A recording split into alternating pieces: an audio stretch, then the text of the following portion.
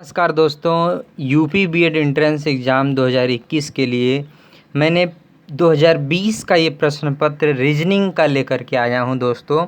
इससे पहले मैंने यूपी बीएड एंट्रेंस एग्ज़ाम के पिछले साल के पेपर 2019 के पेपर के वीडियो जो है चैनल पे उपलब्ध करा चुका हूँ, और जो है 2020 के जो पिछले साल के पेपर हैं उसका जो है मैंने हिंदी का, कला वर्ग का और आपका जीके का 3 जो है भाग है इनका करा चुका हूँ, और ये आपका चौथा भाग है रीजनिंग का, ये मैं आपको प्रोवाइड करा रहा हूँ। दोस्तों, आप जो है पिछले साल के पेपर को बिल्कुल ध्यान से एक-एक प्रश्न को ध्यान से देखिए, क्योंकि एग्ज़ाम में इसी पैटर्न से दोबारा जो है पूछ लिया जाता है। तो आपको बहुत लाभ होगा, शुरू से अंत तक इस वीडियो को देखिएगा, क्योंकि ये जो है रीजनिंग के क्वेश्चन हैं, ठीक है। ये इसमें थोड़ी दिक्कत होती है और इसमें टाइम भी लगता है। तो दोस्तों, इसमें सबसे पहला जो प्रश्न आया था आपका, इसमें पूछा गया था प्रश्न नंबर 1 में, यदि किसी सांकेतिक भाषा में प्रयागराज को 28 लिखा जाता है और वाराणसी को 25 लिखा जाता है तो लखनऊ का क्या होगा। तो दोस्तों, इसमें सिंपल सा लॉजिक है। इसमें जो है देखिए, क्रम के अनुसार यहाँ 28 को फिर 25 हुआ है, तो उसी तरह से 25 में से 28 में से 25 यानी कि 3 गया। इसी तरह से 25 में से यदि 3 निकाल देते हैं तो 22 हो जाता है। यही क्रम है, और यहाँ पर ऑप्शन नंबर 3 22 वाला ये सही हो जाएगा। प्रश्न नंबर 2 में देखते हैं, देखिए क्या पूछा है। प्रश्न नंबर 2 में पूछा है, राम पंक्ति में दाएं से बाएं दोनों ओर से 12वें स्थान पर है, पंक्ति में कुल कितने सदस्य हैं। देखिए, दोनों ओर से जब कोई व्यक्ति 12वें स्थान पर है, देखिए यहाँ 12वें स्थान पर है, इधर 11 हैं, ठीक है, इधर भी 11 हैं, ठीक है। तो ये 11 22 हो गए, और ये व्यक्ति कितना, एक अकेला है, तो ये 23 हो गया। इसी तरह से जो है यदि दोनों ओर से पूछे कि बीच में है वो 12वें है, 13वें, जो भी 14वें पूछ दे, राम श्याम जो भी, तो आप इस तरह से हल करेंगे तो आपका हो जाएगा। यहाँ पे भी जो ऑप्शन है आपका डी वाला सही हो जाएगा, ठीक है। बढ़ते हैं अगले प्रश्न की तरफ। इसमें पूछा है कि एक घड़ी प्रतिदिन 30 मिनट आगे हो जाती है दोपहर 12 बजे, इसको मिलाया गया, ठीक है। दोपहर, देखिए ध्यान से देखिए, दोपहर 12 बजे इसको मिलाया गया, अगले दिन प्रातः 4 बजे कितना समय दर्शाएगी। दोस्तों, ये कह रहा है कि एक घड़ी प्रतिदिन का मतलब 24 घंटे में ये 30 मिनट आगे हो जाती है, ठीक है। 30 मिनट जब आगे हो जाती है तो ये कह रहा है कि 12 बजे दोपहर को मिलाया गया अगले 4 बजे, तो ये कितना समय हो गया, दोपहर को 12 बजे से रात के 12 बजे तक 12 घंटे और 4 घंटा, और तो ये कुल 16 घंटे हो गए आपके, ठीक है। 16 घंटे हो गए, 16 में कितना, तो दोस्तों 24 में जब 30 है, ठीक है, तो इसको हम डिवाइड कर देंगे। यदि आपसे हम पूछें कि 12 घंटे में कितना जाएगी, तो आप फट से बताएंगे कि 12 घंटे में ये 15 मिनट लेट हो जाएगी, ठीक है। तो अब हम यहाँ पे इसी तरह से इसको डिवाइड कर देते हैं, 8 8 8, ये 8 8 8 24 घंटे हो जाएंगे, और यहाँ पे 10 10 और 10, इस तरह से 30 मिनट भी हो जाएंगे। तो ये घंटे हैं और ये मिनट हैं, तो यहाँ पे हमें 16 घंटे का निकालना है, जैसे 12 से 12 और 4 घंटे और 16, तो यहाँ पे 8 8 16 घंटे और 10 10 20 मिनट, यानी कि 20 मिनट आगे होगी 4 बजे, ठीक है। तो 4 बजे 20 मिनट हो जाएगी, तो 4:20 आगे 20 मिनट आगे चली जाएगी, तो 4:20 दिखाएगी 4 बजे। तो यही इसका आंसर हो जाएगा, ऑप्शन नंबर डी जो है आपका सही हो जाएगा इस प्रश्न का, ठीक है। अब बढ़ते हैं अगले प्रश्न की तरफ। अगले प्रश्न में पूछा है, यदि आयत का विकर्ण और क्षेत्रफल 25 मीटर है तो 168 वर्ग मीटर, तो आयत की लंबाई कितनी है। देखिए, चौथे प्रश्न का जो सही आंसर है वो भी है यहाँ पे 24 मीटर है। आगे बढ़ते हैं। यहाँ पे प्रश्न नंबर 5 में देखिए पूछा है, एक परीक्षा में सम्मिलित होने वाले पुरुष तथा महिला विद्यार्थियों की संख्या क्रमशः 1160 और 840 है। 55% पुरुष तथा 45% महिला विद्यार्थी ने परीक्षा पास की, कुल कितने प्रतिशत विद्यार्थी परीक्षा में असफल हुए। दोस्तों देखिए, इसमें कह रहा है कि 1160 और 840, 1160 में से 55% पुरुष और 840 में से 45% जो है महिलाओं ने परीक्षा पास की है। तो हम इसका निकालेंगे 45% और इसका निकालेंगे हम 55%, ठीक है। तो हमें पता चल जाएगा कि कितनी जो संख्या है वो फेल हुई है। इसका जो है 45% और इसका 55%, 900 जो है 84 होगा, और 984 जो है 1160 और 840 2000 हो जाएगा। ठीक है, ये इसको गुणे 100 करके बटे में निकालेंगे तो ये आपका आंसर आ जाएगा 49% के आसपास। ठीक है, तो यही इसका आंसर होगा। इसको अपने लेवल पे भी हल कीजिए, मैं डिटेल में नहीं जा रहा हूँ क्योंकि वीडियो बहुत लंबी हो जाएगी। ठीक है, सिर्फ हिंट दे रहा हूँ, इसके अनुसार जो है आप हल कर लीजिएगा। ठीक है, अगले प्रश्न की तरफ बढ़ते हैं। देखिए, ये निम्न में से पूछा है प्रश्न नंबर इसमें कि निम्न में से कौन सा शब्द नहीं बनाया जा सकता। तो दोस्तों इसमें जो है 16 जो है नहीं बनाया जा सकता, क्योंकि ई जो है यहाँ पे कहीं भी नहीं है, ई नहीं है। ठीक है, तो ये वाला ऑप्शन सी जो है आपका सही हो जाएगा।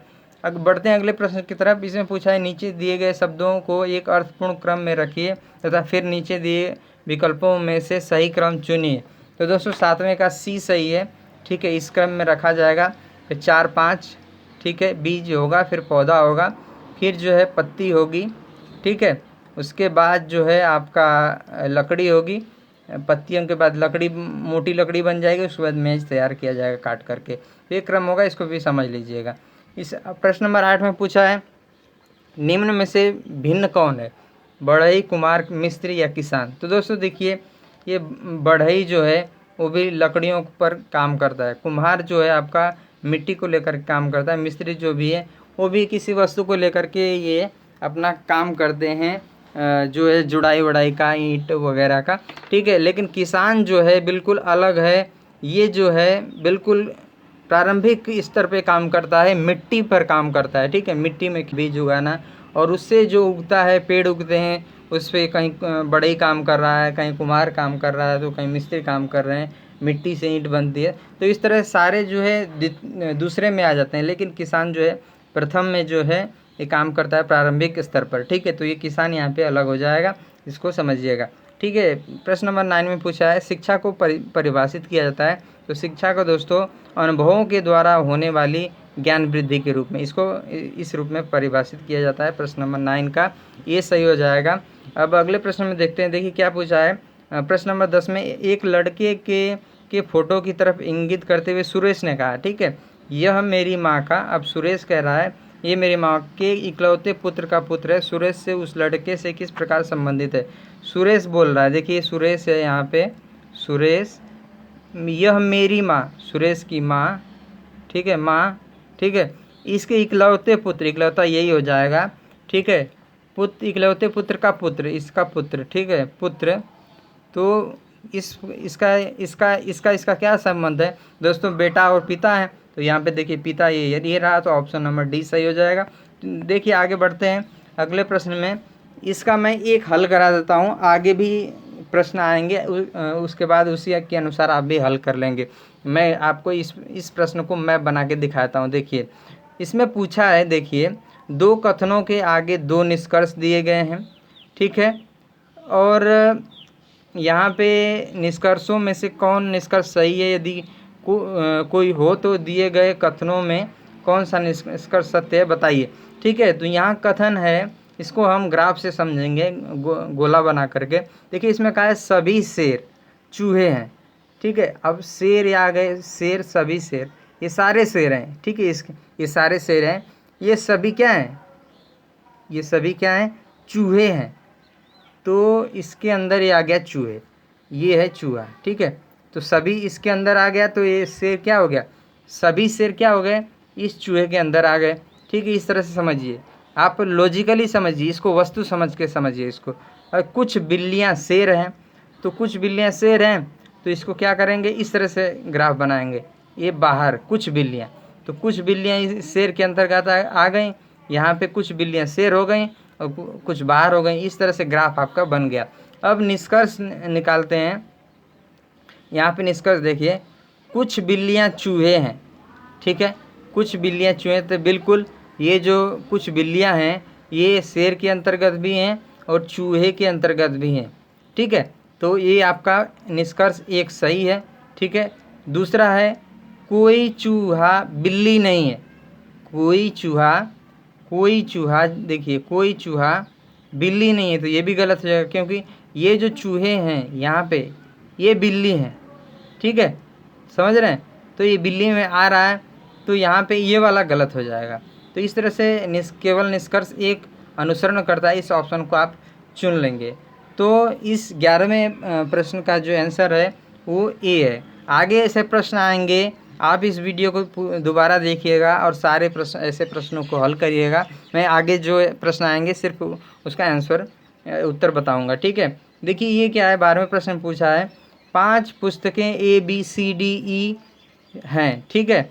सी डी के ऊपर रखी है, ई ए के नीचे है, डी ए के ऊपर और बी ई के नीचे है, कौन सी पुस्तक बीच में है। तो दोस्तों इसको भी हम उसी तरह से हल करेंगे। सबसे पहले देखेंगे क्या लिखा है, सी डी के ऊपर है, जो सी है वो डी के ऊपर है, ठीक है, इस तरह से बन गया।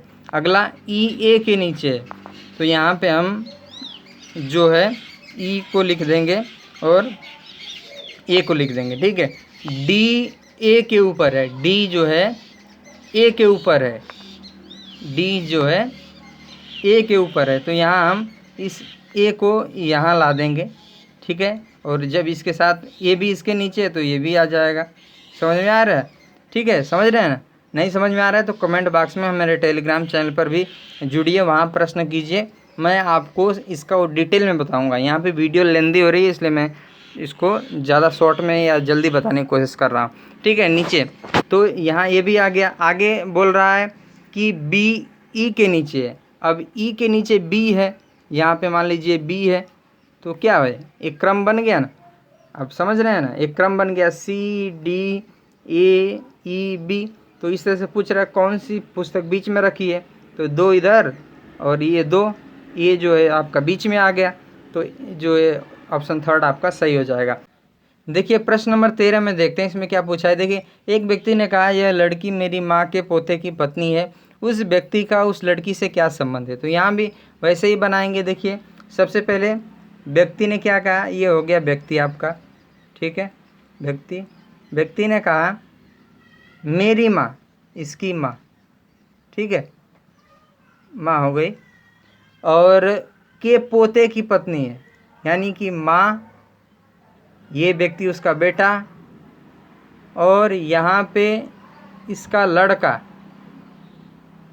ठीक है, और इस लड़के की पत्नी, लड़के की पत्नी, पोते की पत्नी, इसकी तो पोता है, पत्नी, इसकी उस व्यक्ति का उस लड़की से क्या संबंध है, इसका इससे क्या संबंध है, ये भाई लड़का हो गया इसका, और ये पत्नी, तो ये क्या है, ससुर और बहू। तो ऑप्शन में क्या है, ससुर, तो ये आपका सही हो जाएगा, ऑप्शन नंबर डी। तो इस तरह से ये प्रश्न था। अगले प्रश्न में पूछा है, देखिए प्रश्न नंबर 14 में 50 व्यक्तियों के एक समूह में सभी हिंदी या अंग्रेजी अथवा दोनों भाषाएं बोल सकते हैं। 35 हिंदी बोल सकते हैं जबकि 25 हिंदी और अंग्रेजी दोनों बोल सकते हैं। कितने व्यक्ति केवल अंग्रेजी बोल सकते हैं। तो देखिए दोस्तों यहाँ पे 35 हिंदी बोल सकते हैं, 25 हिंदी और अंग्रेजी दोनों बोल सकते हैं। तो कितने व्यक्ति केवल अंग्रेजी बोल सकते हैं। तो देखिए यहाँ पे 35 हिंदी बोल सकते हैं, ठीक है। तो हिंदी और अंग्रेजी कितने बोल सकते हैं, 25। तो जो 25 हैं वो इसी में हैं, जो है इसी में हैं, जो इसमें 35 में से जो 25 व्यक्ति हैं वो हिंदी और अंग्रेजी दोनों बोल सकते हैं, और बच गए जो 10 वो केवल हिंदी बोल सकते हैं, और इधर जो 35 के अन्यथा जो बच गया 15 वो अंग्रेजी बोल सकते हैं। तो यहाँ पे जो है केवल अंग्रेजी, ठीक है, केवल ये केवल हिंदी, ये 25 हिंदी और अंग्रेजी दोनों। तो यहाँ पे जो है ऑप्शन नंबर जो बी है वो सही हो जाएगा। बढ़ते हैं अगले प्रश्न की तरफ। अगले प्रश्न में पूछा है एक सुबह सूर्योदय के बाद विक्रम और शैलेश एक लान में एक दूसरे की पीठ की ओर पीठ करके खड़े हैं। विक्रम की परछाई ठीक उसके बाएं हाथ, विक्रम की परछाई ठीक उसके बाएं हाथ की ओर पड़ रही है। शैलेश किस दिशा की ओर मुंह करके खड़ा है। अब यहाँ पे देखिए मान लीजिए ये सूर्य है, ठीक है, पूर्व है, ये पूर्व है, और यहाँ पे बोल रहे हम कि जो परछाई है ठीक उसके बाएं हाथ पड़ रही है। सूर्योदय के समय इधर जो व्यक्ति यहाँ खड़ा रहेगा उसकी परछाई इधर पड़ेगी, ठीक है, तो उसके बाएं हाथ पड़ रही है, तो इसका मतलब विक्रम इधर की तरफ देख रहा है और जो है शैलेश जो है इधर की तरफ देख रहा है, खड़ा है। दोनों एक दूसरे को पीठ दे खड़े हैं जैसा कि प्रश्न में बताया है। तो इसका जो बायां हाथ है सही बिल्कुल वही बता रहा है कि विक्रम की परछाई उसके बाएं हाथ की ओर पड़ रही है, उसके बाएं हाथ की ओर इनकी परछाइयाँ पड़ रही हैं, ठीक है, यहाँ पे इनकी परछाइयाँ पड़ रही हैं, एकदम सही जो है बैठा है यहाँ पे। तो ये पूछ रहा है शैलेश किस दिशा में मुँह करके खड़ा है, ये पूर्व हो गया, ये पश्चिम हो गया, और ये दक्षिण, ये उत्तर, तो ये उत्तर है और ये दक्षिण। यहाँ पे दक्षिण जो है आपका सही हो जाएगा, ऑप्शन नंबर 4 जो है आपका सही है। निम्न में से विषम चुने, तो इसमें जो है विषम जो है वो आपका 28 है, क्योंकि 7 ये आपका 7 और 2 जो 72 है, वो 7 और 2 9, ठीक है, 4 और 5 9, 8 1 9, ठीक है, ये तीनों एक जैसे हैं। और प्लस जो है यहाँ पे ये 9 से सारे कट भी जाते हैं, ठीक है, 9 8 72, 9 5 45 और 9 9 81 सारे कट जाते हैं, इसलिए ये एक साथ है, ये विषम है, ठीक है, ऑप्शन नंबर 4 आपका सही हो जाएगा। ये देखिए प्रश्न नंबर 17 में लड़कों की एक पंक्ति में मोहन का स्थान दोनों ओर से 18वां है, ठीक है, ये 18, उस पंक्ति में कितने लड़के हैं, तो भाई इधर 17 हो गए, इधर 17 हो गए, 17 17 34, ये 18वां का अकेला है, तो ये आपका कितना हो गया 35, समझ रहे हैं, तो ये हो गया, ये 17 नंबर का जो डी सही है।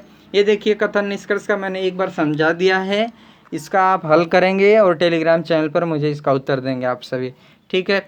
ये जो है प्रश्न नंबर जो 19 है, ए का अर्थ माइनस है, बी का अर्थ प्लस है, सी का अर्थ भाग है, डी का अर्थ गुणा है। तो इस क्वेश्चन का आंसर क्या होगा दोस्तों, आपको कुछ नहीं करना है, यहाँ पे जो 30 के बाद बी लिखा है, ठीक है, बी लिखा है, ये बी लिखा है ना, तो इसका जो बी का अर्थ क्या है प्लस, तो यहाँ प्लस का चिन्ह लगाए। फिर 5 के बाद ए लिखा है, तो ए का अर्थ देखिए माइनस, तो यहाँ माइनस लगा देना। सी का अर्थ क्या है, सी का अर्थ भाग है, तो यहाँ पे सी के जगह भाग लगा देना है। फिर 40, फिर डी का अर्थ क्या है गुणा है, तो यहाँ गुणा करके इस तरह से इसको प्रश्न बना लेंगे और इस गुणा भाग जो है कर लेंगे, ठीक है। आंसर मैं बता देता हूँ आपको, यहाँ पे 19 नंबर का जो प्रश्न है उसका आंसर जो है वो ए है, ठीक है, ये ठीक है। बढ़ते हैं अगले प्रश्न की तरफ। सीमा और अंजलि की आयु का अनुपात 7 और 3 है, 6 वर्षों बाद उनकी आयु का अनुपात 5 और 3 होगा, उनकी आयु का अंतर क्या है। तो दोस्तों यहाँ पे सिंपल है, इसको आप टेलीग्राम चैनल पे बताइए हमारे, ठीक है। यहाँ पे देखिए पूछा है पी आर का पिता, देखिए 21 प्रश्न में निर्देश भी दिया है कि प्रश्न संख्या 45 से ये गलत प्रिंटिंग है, दिए गए जो प्रश्न हैं उनका जो है उत्तर देना है, ठीक है। तो यहाँ पे जो है बोल रहा है पी आर का पिता है, तो यहाँ पे हम जो है आर लिखेंगे, यहाँ पे पी लिखेंगे, ठीक है। यहाँ पे लिखा है किंतु आर उसका बेटा नहीं है, आर उसका ये जो है बेटा नहीं है, क्या है, तो जब पिता है तो ये बेटा नहीं है तो बेटी होगी, ठीक है। ये थोड़े घुमाते हैं प्रश्न ऐसे, बेटी है। तो आगे बोला है टी आर की बेटी है, टी जो है आर की बेटी है, तो यहाँ पे हम टी लिख देते हैं। यू पी की पत्नी है, यू जो है यहाँ पे यू लिख देते हैं, पी की पत्नी है। क्यू आर का भाई है, यहाँ पे क्यू लिख देते हैं, इसका ये बेटी है, ये बहन भाई हो गए, ठीक है। एस क्यू का बेटा है, एस जो है क्यू का ये लड़का है तो इसका बेटा है। भी क्यू की पत्नी है, यहाँ पे भी इसकी पत्नी भी आ गई भाई, चलो। डब्लू भी का पिता है, ये भी ये डब्लू। तो अब पूछ रहा है एस की दादी कौन है, तो एस की ये जो एस है इसका पिता ये, और ये बहन है, और ये है पी इसका पिता, और ये पत्नी है, तो यू क्या हो जाएगी उसकी दादी हो जाएगी। तो यहाँ पे 21 का जो है आपका डी ऑप्शन सही हो जाएगा। अगले प्रश्न में पूछा है यू का बेटा कौन है, तो यू जो है ये है, यू का ये बेटी है, यू का बेटा क्या है क्यू है। तो यू इसका जो है 22 का जो है आपका ए सही हो जाएगा। अगले प्रश्न में देखते हैं। देखिए क्यू का ससुर कौन है? क्यू का ससुर जो था आपका डब्लू था, ठीक है। तो इस तरह से इस क्वेश्चन को इस तरह से करके हल करते हैं। बढ़ते हैं अगले प्रश्न की तरफ। प्रश्न नंबर 24 में पूछा है सांस्कृतिक कार्यक्रमों का विद्यालयों में आयोजन किया जाना चाहिए। तो ये दोस्तों ये छात्रों के अभिव्यक्ति का अवसर मिलता है, इसलिए किया जाना चाहिए। अगले प्रश्न में बढ़ते हैं। इसमें देखिए क्या पूछा है, कक्षा के सभी छात्र गृह कार्य करने में रुचि ले सके, इसके लिए गृह कार्य कैसा होना चाहिए? तो ये दोस्तों इसका आंसर है छात्रों की योग्यता के अनुसार, ठीक है। देखिए अगले प्रश्न में देखते हैं। देखिए 26वें प्रश्न में इसमें क्या पूछा है, 5:30 बजे से 6 बजे के बीच जो है घड़ी की जो सुइयाँ हैं वो कब समकोण बनाती हैं? तो दोस्तों इसका आंसर है 26 का, ये आपका बी है, ये वाला 5:43 सही 7/11। ये आप हल कर लीजिएगा, ये मैथ के क्वेश्चन है, ठीक है, इसलिए मैं इसका आंसर बता रहा हूँ सिर्फ। ये देखिए 27 नंबर का, 27 में क्या पूछा है, 2, 10, 45, ये तो इसका जो आंसर है 27 का वो आपका सी है, ठीक है। ये वाला 97, 59 है। देखिए इसमें पूछा है प्रश्न नंबर 28 में अंग्रेजी वर्णमाला में बाईं ओर से 11वें अक्षर के बाएं ओर 8वां अक्षर कौन है? तो दोस्तों आप सभी को मैं बता दूं कि जो 28 नंबर का ये जब प्रश्न है, ये जब आप बाईं ओर से पूछ रहा है, ये जो होता है यहाँ पे देखिए अंग्रेजी वर्णमाला, ये जो होता है इधर से इसको बाईं ओर बोलते हैं, ठीक है, अरे दाईं ओर बोलते हैं। और इधर जेड जो होता है उसको यहाँ से बाईं ओर बोलते हैं। तो यहाँ से बोल रहा है 11वां अक्षर, तो यहाँ से जो 11वां अक्षर होता है वो होता है पी, ठीक है, पी। अब पी से पूछ रहा है पी के 8वें अक्षर, ठीक है, पी के बाएं ओर 11वें के बाएं ओर 8वां अक्षर, तो उसके बाएं ओर जो अक्षर होता है वो आपका एच होता है, ठीक है। तो ये जो है आंसर, ये जो है ध्यान रखिएगा किस तरह से प्रश्न पूछ रहा है। ये देखिए इसका भी प्रश्न मैं करा चुका हूँ। प्रश्न नंबर 29 में देखिए इसमें पूछा है विद्यार्थियों की एक कक्षा में विनोद बाईं ओर से 5वें जबकि रीना दाईं ओर से 18वें स्थान पर है। यदि वे अपना स्थान बदल लेता है तो विनोद बाईं ओर से 7वें स्थान पर आ जाता है। तो देखिए यहाँ पे रीना दाईं ओर से 18वें पे है, ठीक है, विनोद बाईं ओर से 5वें पे है। अब स्थान बदल लेते हैं, ये बदल के इधर चला गया, तो ये जो अब बोल रहा है कि विनोद जो है बाईं ओर से 7वें स्थान पर चला गया, ठीक है। तो ये आपका बाईं ओर से कितने स्थान पे हो गया, ये जो है 18, ये 7वां है, ठीक, ये जो है स्थान 7वां है। और इधर जो है आपके 6 लोग हैं और आपका इधर कितने हैं 17, ये 7वां भी है और 18वां भी है, तो ये आपके 17 हो गए।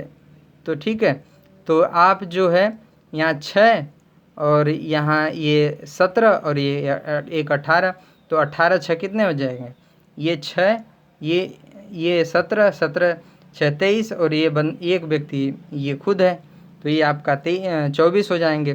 तो इस तरह से जो है ऑप्शन नंबर 3 आपका सही हो जाएगा। अगले प्रश्न में चलते हैं। देखिए इसमें क्या पूछा है, ये फिर से आपका लॉजिकल भाई क्वेश्चन आ गया, इसको आप हल कर लीजिएगा। 27 तियाँ करके ऐसे करके है।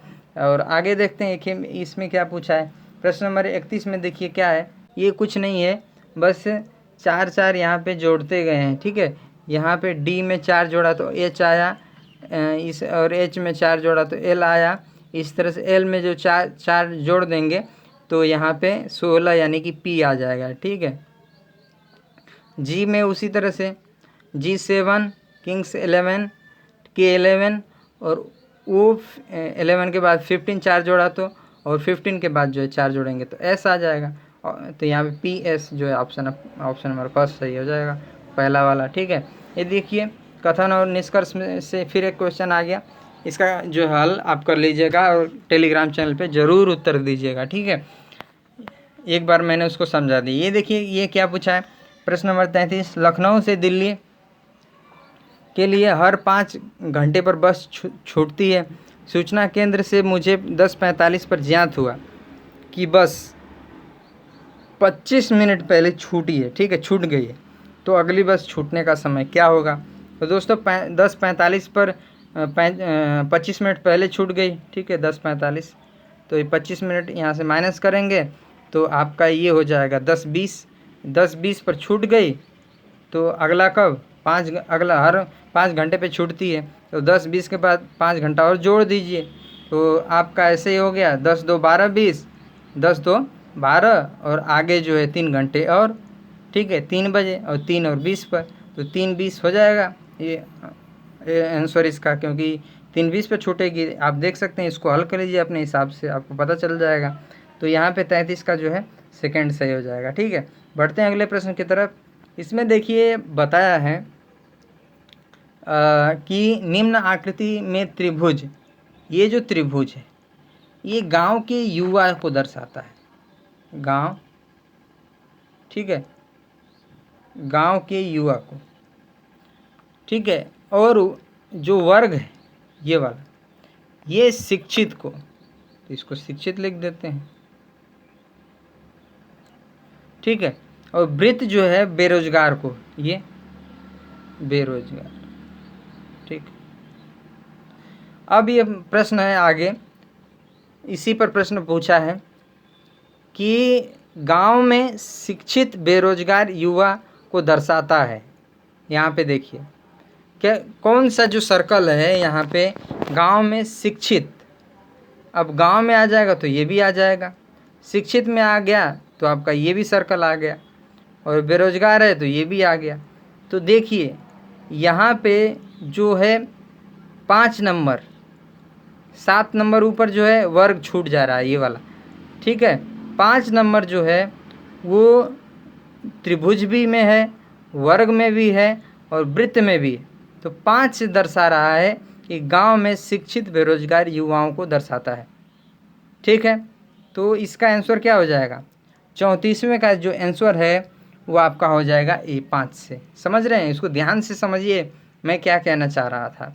इसको एक बार और पीछे करके रिवाइंड करके पीछे करके देखिएगा, ठीक है। अगला प्रश्न है, गांव के बाहर शिक्षित बेरोजगार युवाओं को दर्शाता है। तो 35 का जो है आपका सी सही हो जाएगा 4 से, ठीक है। 4, ये 4 जो है शिक्षित बेरोजगार। अगला प्रश्न है प्रश्न नंबर 36। प्रश्न नंबर 36 में पूछा है, राम ने एक बिंदु से, मान लीजिए एक बिंदु एक्स है, यहाँ से चला पूर्व दिशा में पाई तक, ठीक है, ये 50 मीटर दूरी तय कर ली, ठीक है। वह पुनः दाहिनी ओर मुड़ा, ठीक है, 50 मीटर चला, वह पुनः दाहिनी ओर मुड़ा, यहाँ से इधर से आ रहा है तो फिर दाहिनी इधर मुड़ गया, ये दाहिना होता है।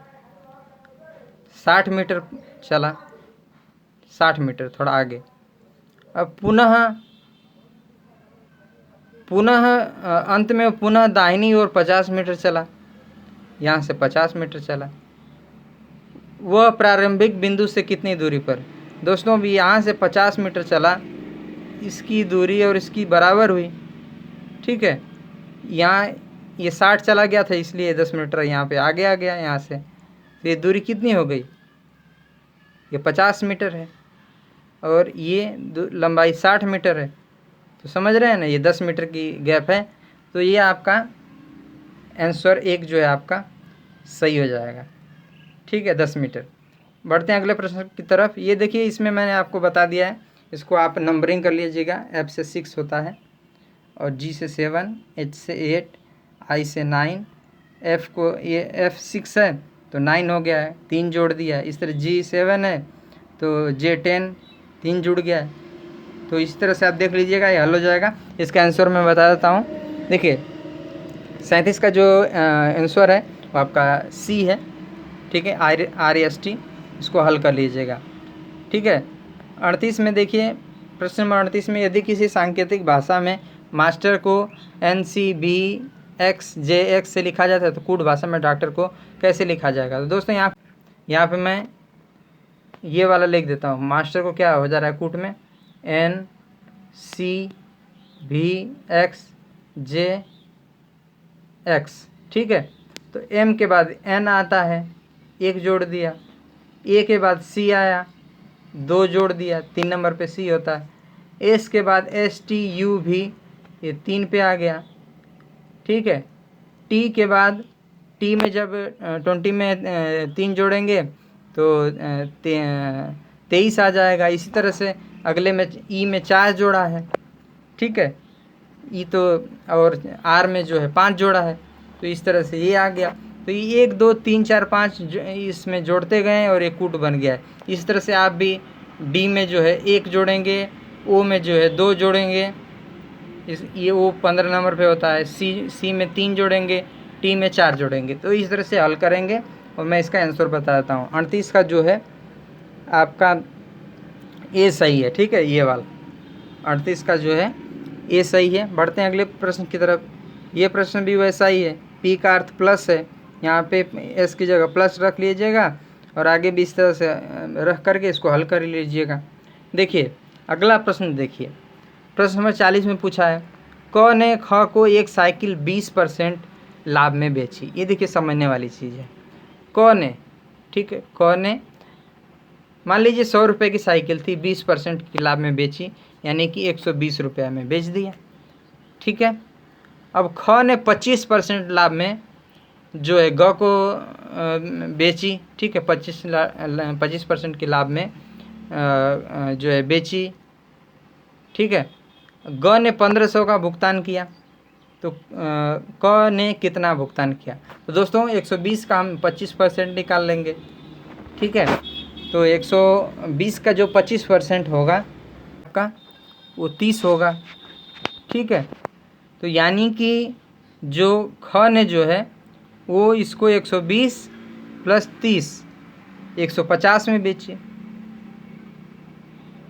ठीक है। यानी कि ग ने 1500 भुगतान किया, तो यह इसका मतलब ये है कि 1500 जो है 150% के बराबर है।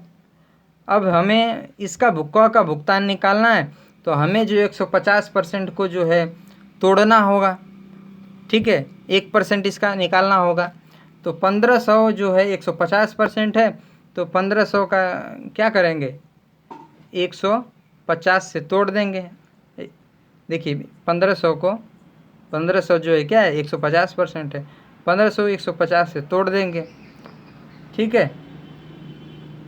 ये 0 और 15 एक कम 15 1 हो गया, एक बराबर 10 आ गया। अब 1% का 10 आ गया, तो इसका 100% निकालेंगे, क्योंकि उसने तो 100% में बेची थी, तो 100 से गुणा कर देंगे, आपका आ जाएगा 100 में 10 का गुणा करेंगे तो 1000। तो 1000 में जो है क ने बेची थी, ये आंसर आ गया, ठीक है। ये ट्रिकी है दोस्तों, आपके एग्ज़ाम में इस तरह से ट्रिक से लगाएंगे तो आसानी से समझ में आ जाएगा, नहीं तो अपने तरीके से भी लगा सकते हैं, ठीक है। 1000 रुपये जो है आपका आंसर सही हो जाएगा, ठीक है। अगला प्रश्न देखिए, दिए गए आरेख में सही आरेख चुनें। फल, सब्जी, सेब। अब देखिए इसको मान लीजिए ये सब्जी है, तो इसमें तो फल और ये नहीं आएंगे, सब्जी एक अलग चीज़ है, फल के अंदर सेब आता है, तो कोई ऐसा ही ढूंढना पड़ेगा। ये भी नहीं आएगा, एक ही के अंदर 2 हैं, इस तरह से भी नहीं आएगा, क्योंकि फल जो है पूरी तरह से सेब जो है पूरी तरह से फल में आता है। तो ये आरेख सही है बिल्कुल इसके लिए, क्योंकि ये हो जाएगा फल अंदर का, ये हो जाएगा सेब फल के अंदर आ गया, सब्जी अलग चीज़ है। तो ये आरेख जो है आपका 4 नंबर वाला सही है, ठीक है। तो ये ऑप्शन आपका सही हो जाएगा, ध्यान रखिएगा। इस तरह से प्रश्न आ जाए तो इस तरह से हल करेंगे, ठीक है। प्रश्न नंबर 42 में पूछ रहा है, यदि आज बुधवार है, ठीक है, आज बुधवार है, तो आगामी रविवार के 25 दिन बाद बुध, बृहस्पति, शुक्र, शनि, रवि, इस रविवार से 25 दिन बाद, तो दोस्तों इसका एक फार्मूला होता है 7 तियाँ 21, 7 चौको 28, 25 से ज़्यादा चला गया, ठीक है। तो 21 दिन, इस रविवार से 21 दिन बाद भी क्या होगा, रविवार ही होगा। अब यहाँ से 21 दिन हो गए, 21वें दिन रविवार है, तो 22, 23, ठीक है, इसको काट के समझ लेते हैं, 22, 23, 24, ठीक है, और ये 25। तो रविवार था, इस दिन सोमवार, ये मंगलवार, बुधवार और बृहस्पतिवार। तो आपका आंसर आ गया कि उस दिन क्या होगा, बृहस्पतिवार होगा। ठीक है, तो इस तरह से निकालते हैं इसको। बढ़ते हैं अगले प्रश्न की तरफ। देखिए इसमें पूछा है निम्न में से सही विकल्प का चयन कीजिए। भार तथा किलोग्राम, तो भार जो है ये मात्रक है किलोग्राम, तो इसमें आता है।